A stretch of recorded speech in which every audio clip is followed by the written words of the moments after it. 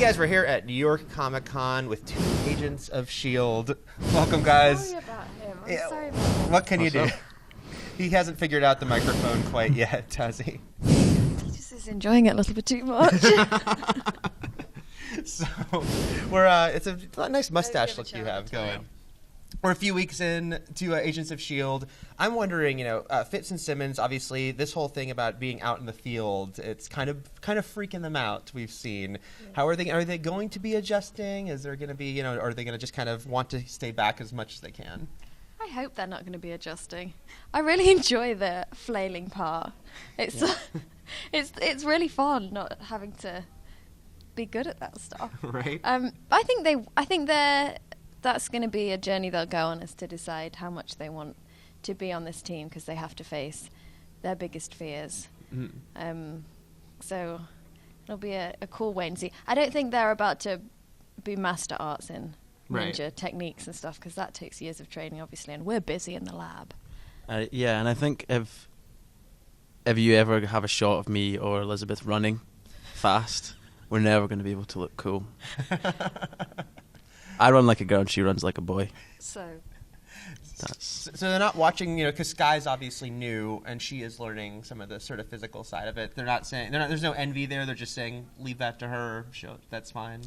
No envy from us there. Yeah. Fitz and Simmons aren't looking at Skye being like, oh, we should learn too. Oh, I don't think so. I think we are like fascinated by Skye's characters, and just in real life, because Chloe Bennett is a babe.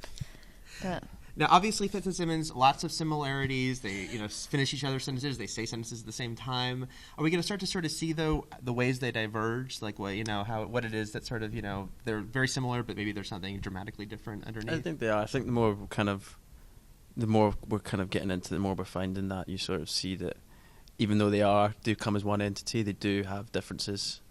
They just seem to work really well together. Is the thing. And as they gain more confidence, I think then they're more comfortable hanging out with other people, whereas at the start they really just clung to each other. I wasn't actually doing that. You hold it. No, you're really good at it. Okay. You mentioned how he's hating the.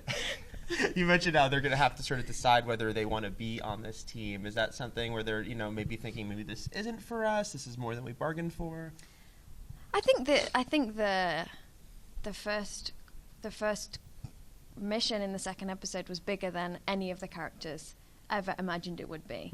And so I think, it sounds great in this adventure, and let's all sign up and we can do these amazing challenges, but I don't think any of them were really told what was expected of them, because everything's so top secret and kind of no one really knows. It's just Coulson picks the cases and he doesn't know what case is going to come in and why the reasons he has for picking it. So I think it's something that all the characters are going to go through. Like, is this worth risking our lives for? Yeah, I think it's that idea of I think everyone has an idea of what they would do in a certain situation, or has idea of what they would like to think they would do, and morally or in terms of just being brave in a situation like that. But until they're put in that situation, I don't think they really know. So it's interesting when they do get put in certain types of danger, because then that's when you see them really react in quite a truthful way. There's a certain element of like bravado with Fitz and Simmons when it comes to science, because they know they're so great at it. But when they're put in other situations, then you see that kind of stripped back, I think. Last week we had sort of the first hint of a more powerful supervillain on the show. Anything you can tease at all as far as the threats to come and you wanted to talk about this, actually, didn't you? You really wanted to hold this mic. Yeah. We can't tell you, Eric. Just there's just so much great stuff to come. And, we're a few episodes ahead, so we can tell you that truthfully.